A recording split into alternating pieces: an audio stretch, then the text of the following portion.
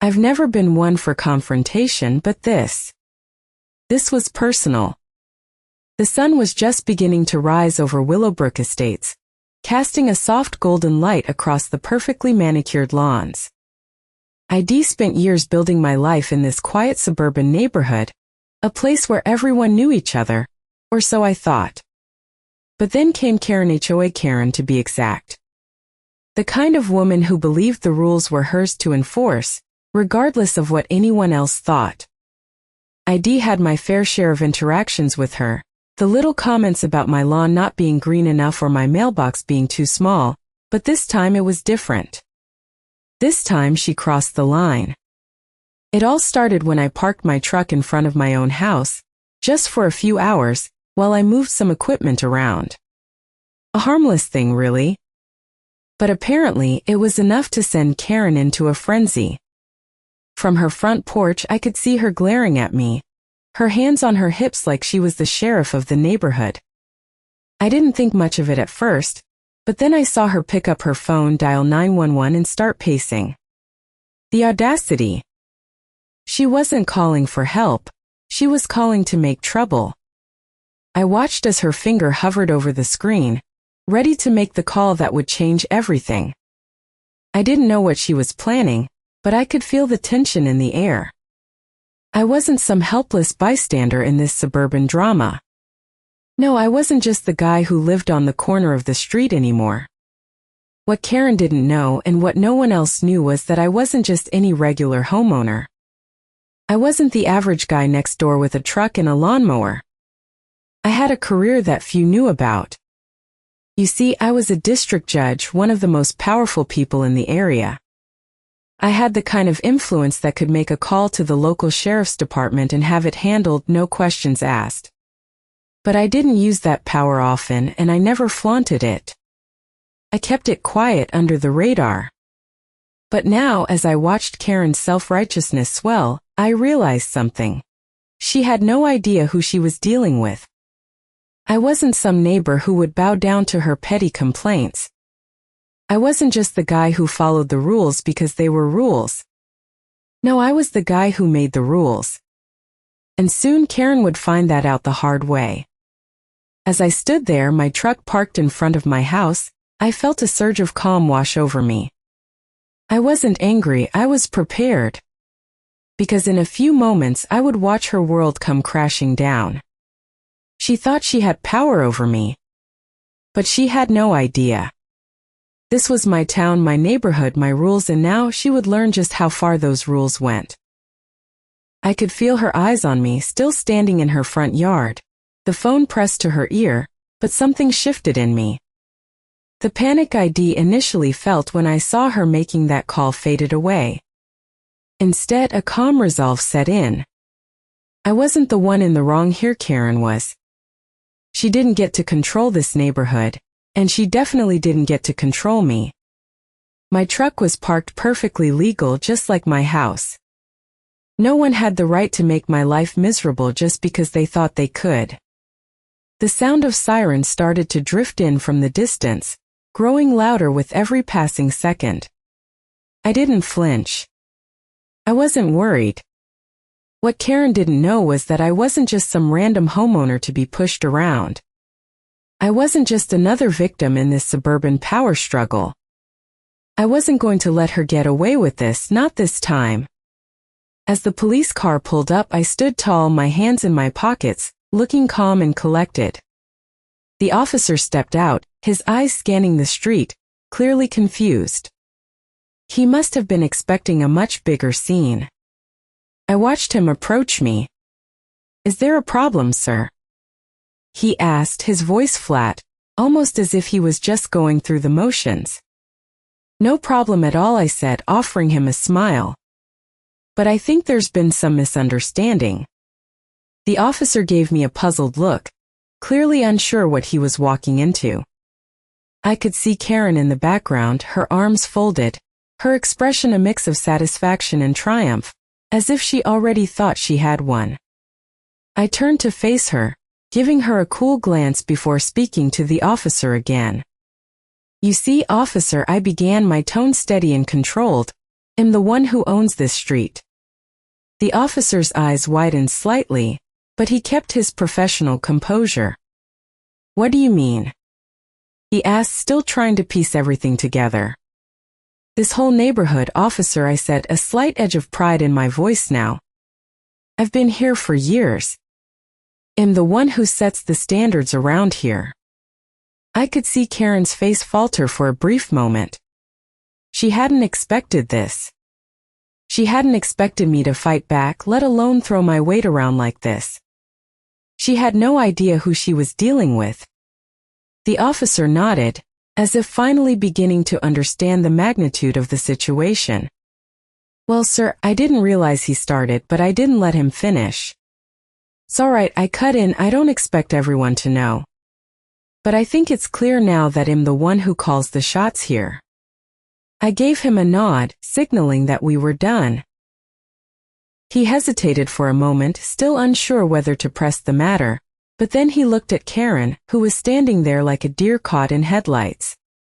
The officer turned back to me. I'll make a note of this, he said, his tone more respectful now. But we'll need to look into the details. I smiled, knowing full well that Karen had just lost. The officer gave one last glance at Karen before walking back to his patrol car, no longer concerned about the situation. Karen's face turned bright red as she realized that her power trip had just come to an end. She'd called the cops, thinking she was going to have me arrested or at least intimidated. Instead, she was the one who looked foolish. As the officer drove away, I turned to her with a smirk. Next time, Karen, maybe think twice before you go trying to mess with the wrong person, I said. And with that, I turned and walked back to my house, feeling more in control than ever. The next few days felt like a quiet storm. Karen hadn't given up, of course. I knew she wouldn't just accept defeat that easily. She was the type of person who couldn't stand being shown up, especially not by someone she saw as beneath her. But that's where she made her biggest mistake. She underestimated me. I wasn't just some guy who had a house on the corner. I was the one who controlled the rules of this neighborhood, and I was about to show her just how true that was. Every day, I watched Karen's attempts to undermine me escalate. It wasn't just the subtle glares anymore or the snide remarks. Now, she was calling in complaints to the HOA, trying to paint me as some sort of rebel, someone who didn't respect the community standards. I could almost hear her voice when I saw the papers in my mailbox. Violation notice for unapproved vehicle. It was about my truck, the one she had called the cops about. I parked it the same way I always did, within my property lines, no different than any other day. But to her it was a challenge, something she could twist to her advantage. I smiled to myself as I read through the notice, the absurdity of it all hitting me once again. I wasn't going to let this slide. Karen wanted to play games. Fine. But I was playing for keeps. I grabbed my phone and dialed the HOA office, my fingers dialing the familiar number that had seen a lot more business in the past few days than I would have liked. The line clicked, and I heard the receptionist's voice. Good afternoon, Willowbrook Estates HOA. How can I help you?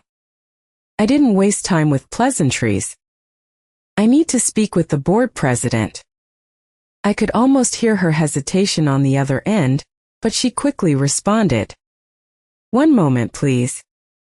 A few seconds later, I heard the click of another line. This is Patricia Thornfield, HOA president. How can I assist you? I leaned back in my chair, the calm in my voice deliberate. Patricia, this is John Miller. I just received a violation notice for my truck. I'm sure you can see it's completely unfounded. I'm requesting that this be immediately removed from my record. There was a pause on the other end, and I could tell Patricia wasn't expecting me to be so direct. Mr. Miller, we're simply following community guidelines, she began, trying to sound professional, but I could hear the defensiveness in her tone. These rules are for the benefit of the neighborhood. It's nothing personal. I didn't let her finish. No, Patricia, it's very personal. This is about power, and I'm not going to let you and Karen abuse it. I've been a part of this community longer than most, and I know how the rules work. So, let's be clear, I'll have this removed or I'll be contacting my lawyer. There was a long silence. I knew she was weighing her options, but I wasn't backing down. Finally, Patricia spoke, but I could hear the thinly veiled annoyance in her voice. Well, review the matter. But understand, Mr. Miller, that we are doing what we believe is best for the neighborhood. Then I'll see you at the next board meeting, I replied. The line clicked as she hung up, no doubt frustrated that I had turned the tables. The next few days passed by in a blur, but something inside me felt different. The quiet tension that had hung in the air for weeks was now replaced with a quiet confidence. I was no longer the man who had to hide behind politeness and accept Karen's petty jabs. I was the one who made the rules here, and now everyone would know it. The day of the HOA meeting arrived, and I walked into the room with my head held high. I could see Karen sitting in the back, her arms crossed, trying to look unbothered. But I knew she could feel the shift. The power had shifted back to me, and now it was time to take control. As the meeting went on, I let the board members air their concerns about the supposed violation. I waited, my patience calm, until it was my turn to speak. When I stood up, the room fell silent. I could see the looks on their faces, some unsure, others ready for the fight. I've been a member of this community for over 15 years. I began, my voice steady but strong. And I've always respected the rules of Willowbrook. But lately, I've seen those rules used for personal vendettas. I'm not here to play games. I'm here to make sure the real issues are addressed. I could see Karen's face redden, her fingers drumming on the table in front of her. But it didn't matter. The board was listening. They knew I was right. And when I finished speaking, I could see the shift. They were on my side. Karen had lost this round, and she knew it. The aftermath of the meeting felt almost surreal. Walking out of that room, I couldn't help but feel like I had just won a battle, though Karen's face remained as stone-cold as ever. She didn't say a word to me as I passed her, but I could feel the heat of her glare digging into my back. The thing was, I wasn't worried about Karen anymore. This wasn't just about a petty neighborhood dispute. No, this was about something bigger. This was about standing up for what's right. For once, I felt like I wasn't just the guy who followed the rules, I was the one who got to decide what those rules meant. The next morning, I found the first signs that things were shifting. A letter from the HOA office was waiting for me in my mailbox. I opened it with a smirk, knowing full well that Karen's little scheme to get me out of the neighborhood was slowly crumbling. The letter was a formal apology for the violation notice, and a clarification that my truck had been parked entirely within the regulations. But the real kicker: they had formally rescinded the complaint Karen had filed. They made it clear in no uncertain terms that the HOA did not support actions like hers, especially not without proper cause. It was as if they were calling her out, but without directly naming her. And that was enough for me. That letter wasn't just a piece of paper. It was the final nail in the coffin of her little power play. Karen didn't waste any time trying to fix her image, of course. The very next day, she approached me as I was getting my mail.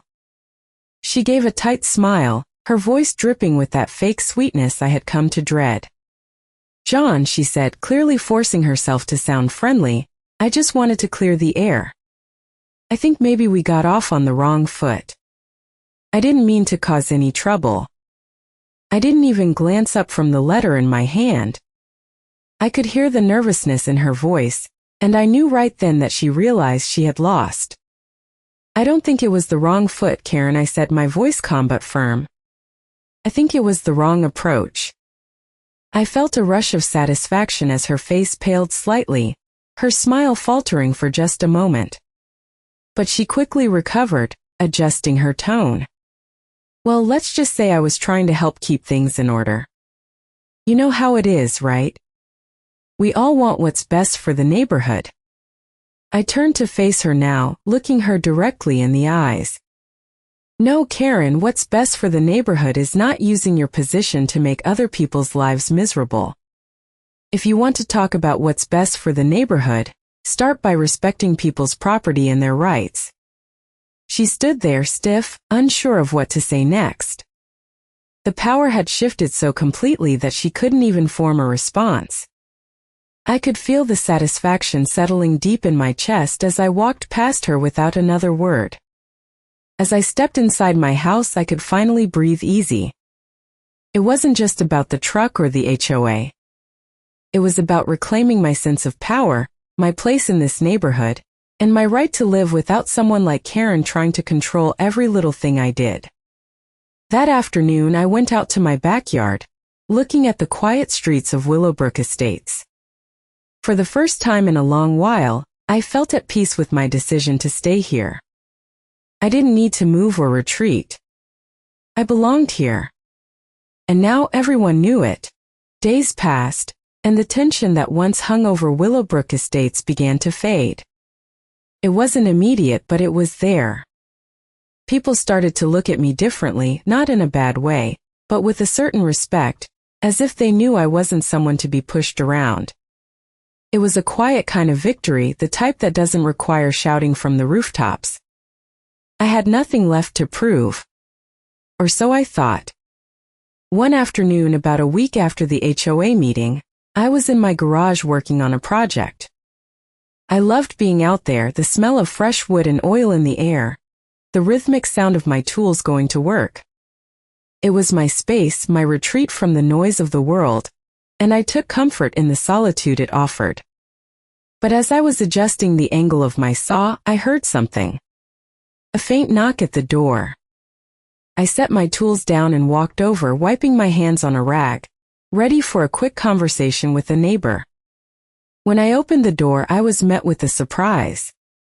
It wasn't Karen, but it was someone I hadn't expected to see: Patricia Thornfield, the HOA president. She stood there looking much more composed than she had at the meeting, but there was something different about her now, a certain humility that wasn't there before. "John," she said, her voice calm, "I think we need to talk." I studied her for a moment. This wasn't a confrontation. This was something else. Something more serious. I stepped aside to let her in. She walked into my garage, taking in the organized chaos of my workspace.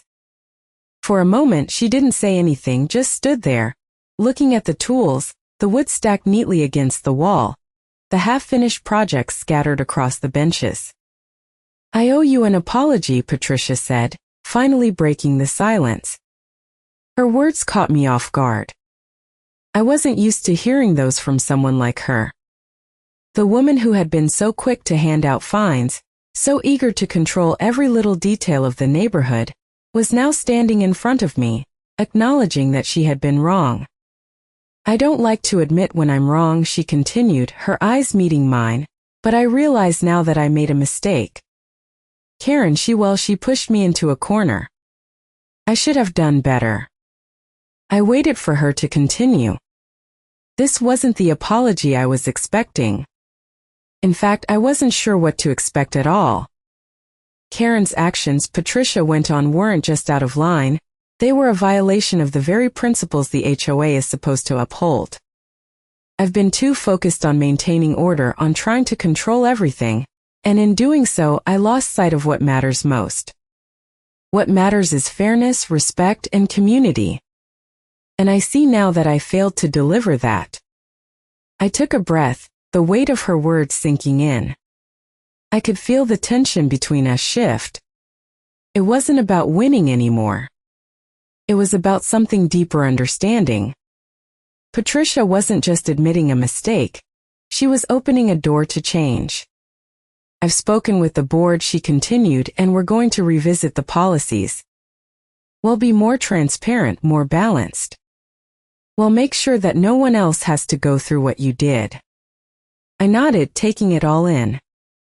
There was no fanfare, no grand gesture. It was simple. It was real.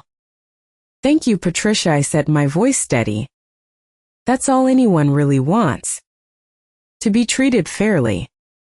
She looked at me for a long moment, as if considering my words carefully. Finally, she extended her hand. We'll do better from here on out, she said. I shook her hand, knowing that this conversation, this shift, was the beginning of something new. For Willowbrook Estates. For Karen. And for me.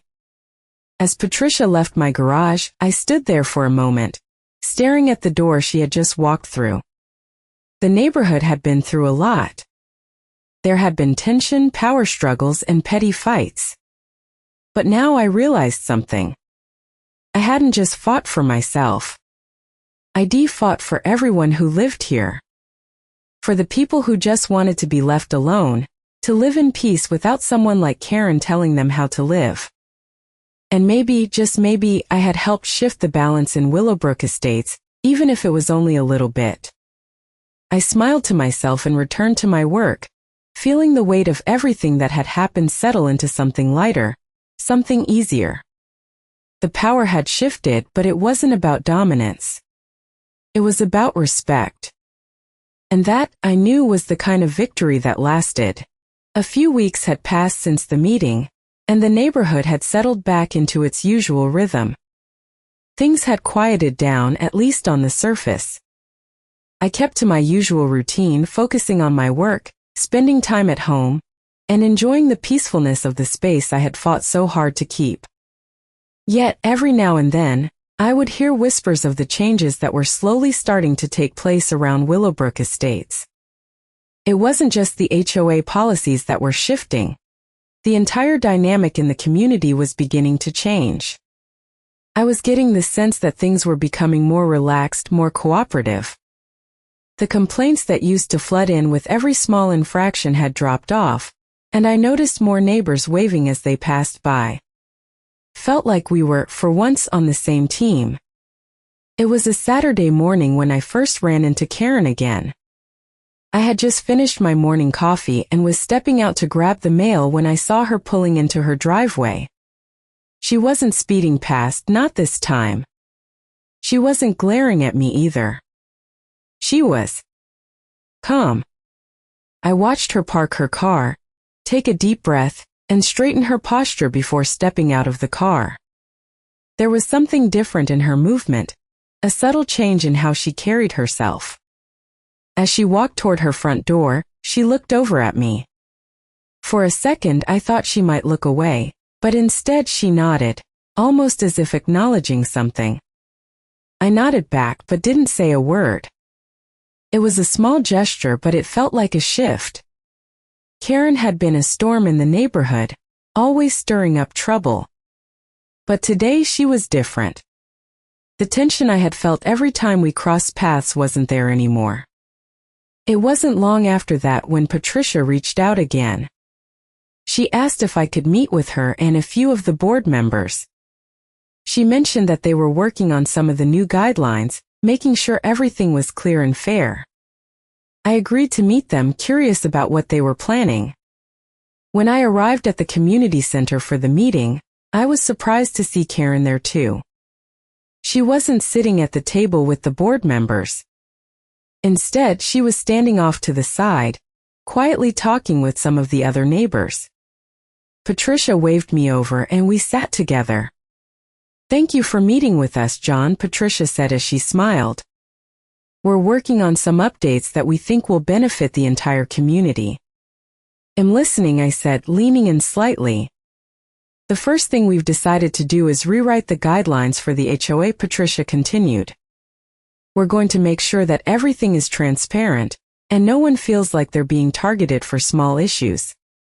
We want to make sure we're serving the community, not controlling it." I raised an eyebrow, surprised by the boldness of the changes. "And what about Karen?" I asked. Patricia glanced over at Karen, who was still talking with the neighbors, looking far less like a tyrant and more like someone who had learned a lesson. Karen has agreed to step back from being so involved with the enforcement side of things, Patricia explained. She's realized that she can still contribute to the community, but in a way that's more supportive and less confrontational. I glanced back at Karen. She caught my gaze, but this time she didn't look away. Instead, she gave a small, almost apologetic smile. It wasn't much, but it was enough for me to feel like things were finally moving in the right direction. As the meeting continued, the atmosphere was different. The conversations were more open, less guarded. There was a sense of collaboration in the air that had never been there before. People were no longer afraid of stepping on each other's toes. They were working together to create something better. When the meeting wrapped up, I stood to leave. As I walked toward the door, Karen stopped me. "John," she said quietly, "I owe you an apology. For everything. I've realized that I've been making things harder for everyone, including myself. I should have been more thoughtful, more understanding." I wasn't sure what to say at first. She had been so hostile for so long, but standing here now she seemed genuine.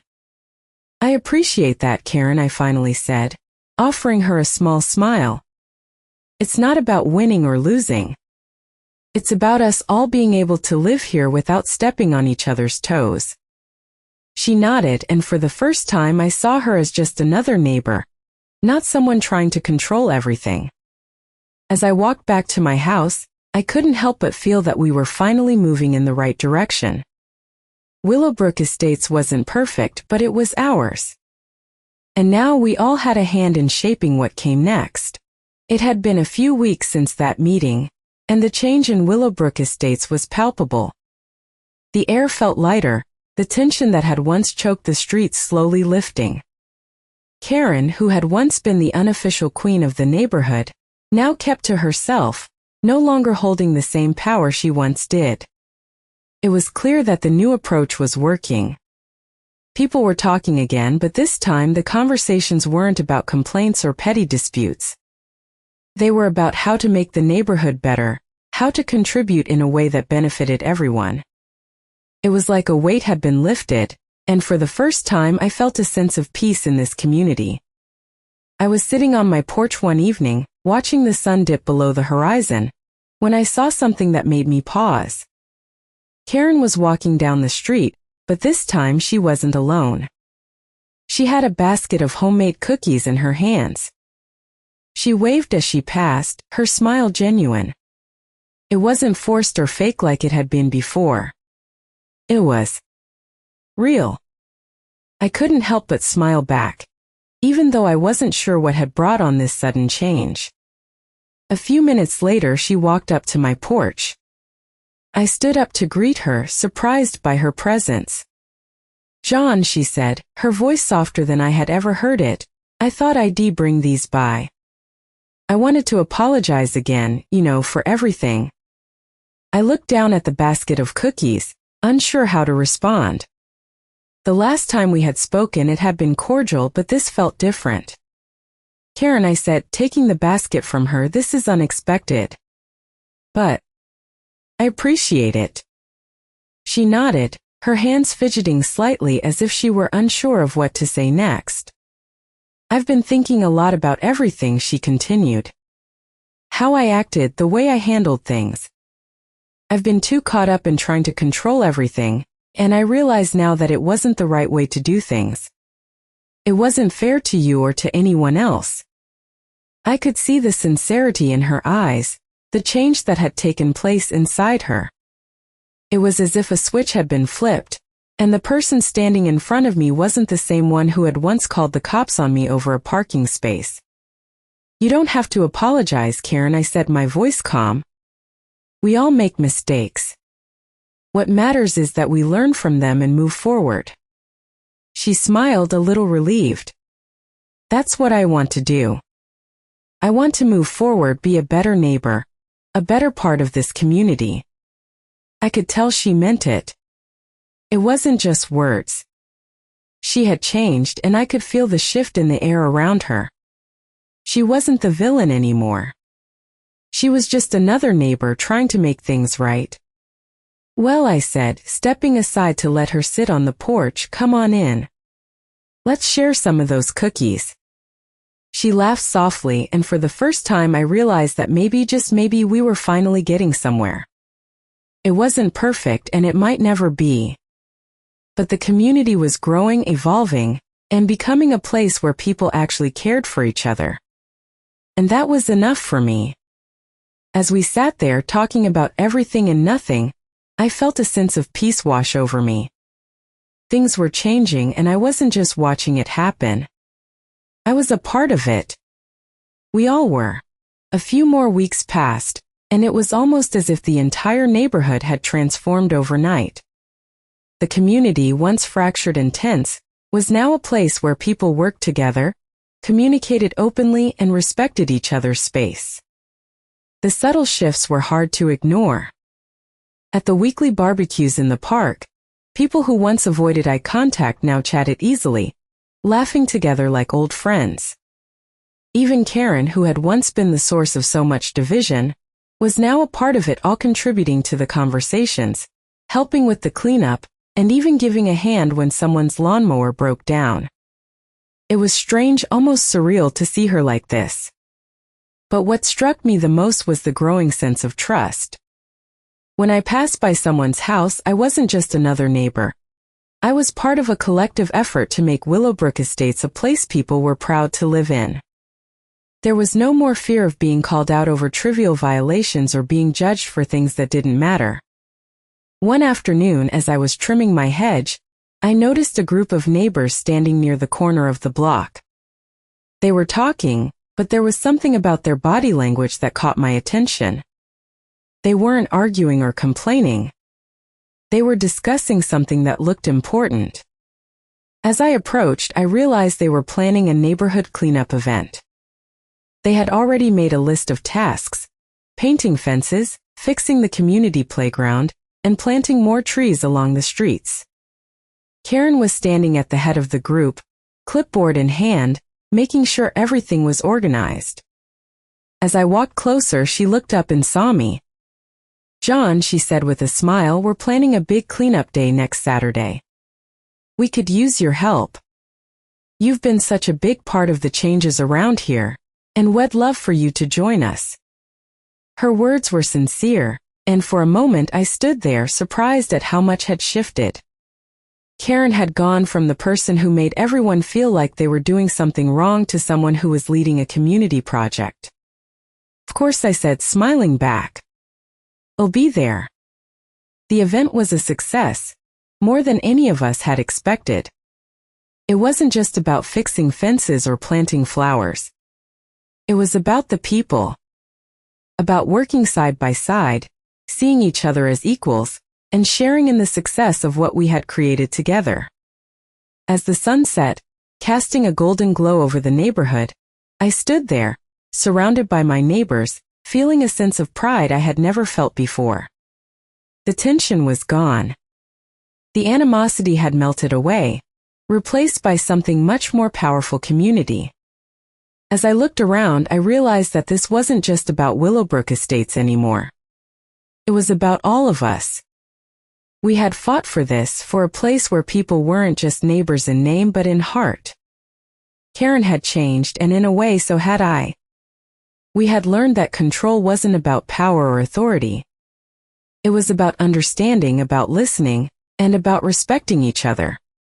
It was about knowing that, in the end, we all shared the same goal: to make this place a better home for everyone. And as I stood there, watching the last few neighbors head home, I knew that the changes we had made weren't just for the moment. They were the foundation for something that would last for years to come. The weeks that followed the neighborhood cleanup event were unlike anything I could have imagined. Willowbrook Estates was transforming, not just physically, but in the way people interacted with each other. I had been a part of something larger than myself, and for the first time in years, I felt a deep sense of belonging. It wasn't about the lawn being perfectly manicured or making sure everyone followed every rule. It was about the people, the connections we were building. It was about creating a place where we could all live without the weight of unnecessary drama hanging over us. Even Karen, once the villain in this story, had found her place in the community. I watched her walk down the street one evening, carrying a tray of freshly baked brownies. She stopped at a few houses, knocking on doors and chatting with the neighbors. No longer the self-appointed authority figure, she had become someone people could rely on. It was strange watching her change. It was as if the past had never happened. But it wasn't just Karen. There were others too, neighbors who had been distant, who had only exchanged the briefest of pleasantries, now talking freely, sharing their stories, their lives. We had all found common ground. It was incredible how quickly everything had shifted. One Sunday, as I sat on my front porch, I looked around at the neighborhood. The sound of children playing in the park, the smell of dinner cooking on the grills, the easy laughter of neighbors gathering outside to enjoy the warm evening, it all felt like the neighborhood I had always wanted. But there was something else too.